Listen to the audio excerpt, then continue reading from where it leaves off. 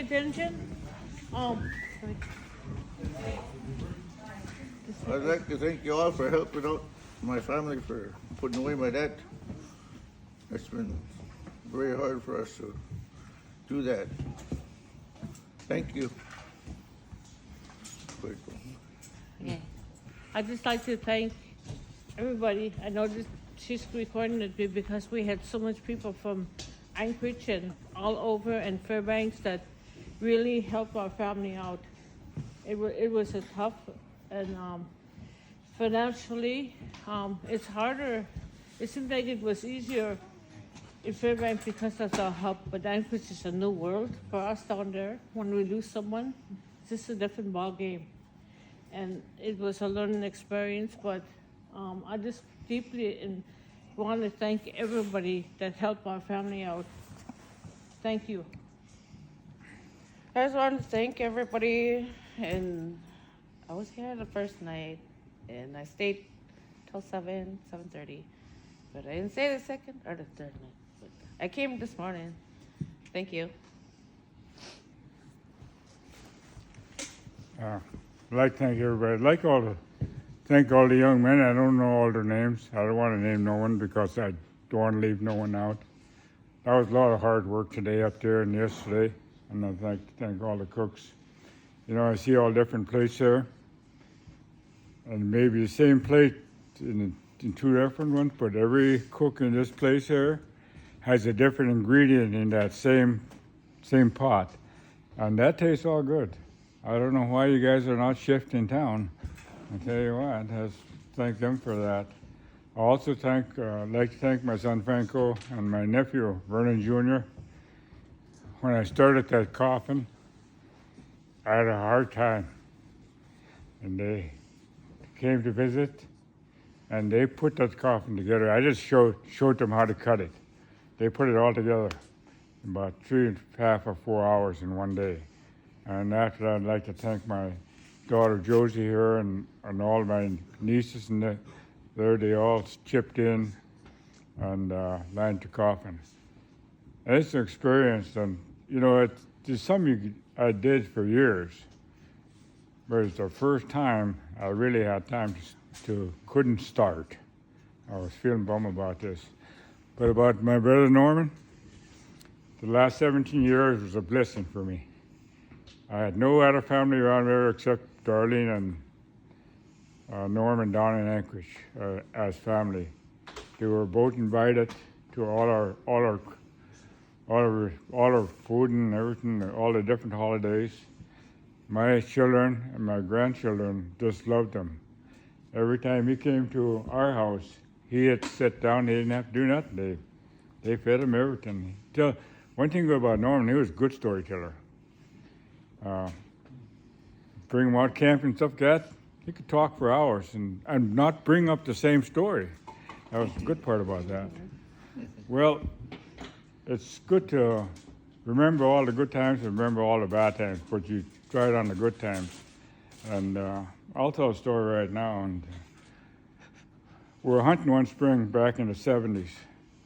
Right after the flood went out, the water had dropped about probably 4 or 5 foot, so we were hunting up and around the islands. It was Timothy, him and I were in a boat. We were hunting ducks. We're coming down the outside of this island out here. We're just hugging the bank to come down on the outside island.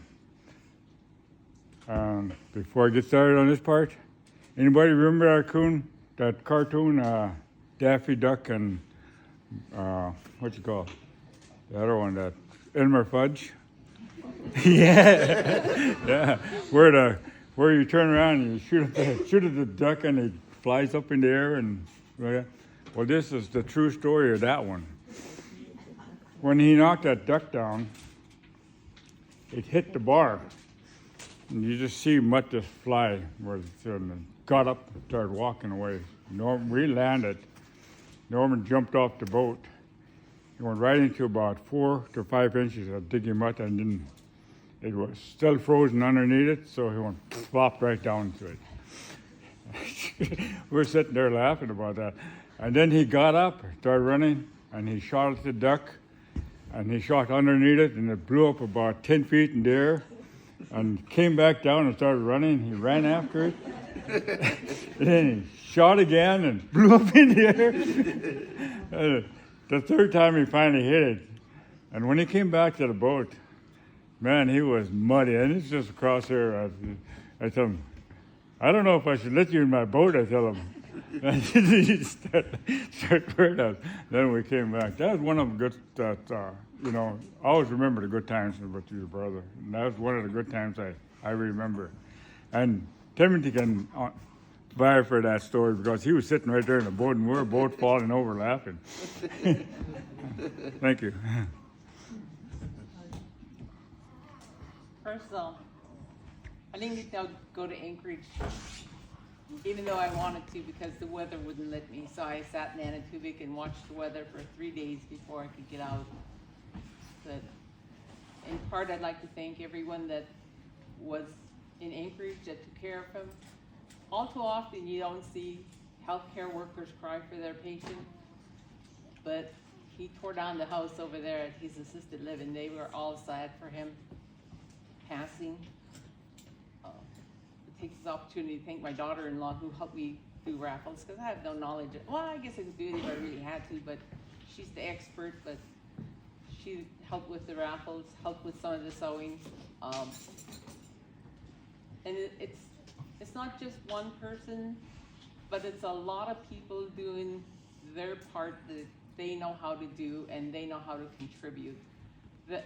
That's the thanks to everyone that I'd like to express, because without that one little thing that you did, even though you thought it was something small, it really helped because we didn't have to go back and think about getting it done. Somebody else already knew and just went ahead and helped out and did it. So, and I'd like to thank the Recreation Department at the City of Anatuvik because in part they are sponsoring my trip here. They said, you're a senior, we'll pay your way round trip.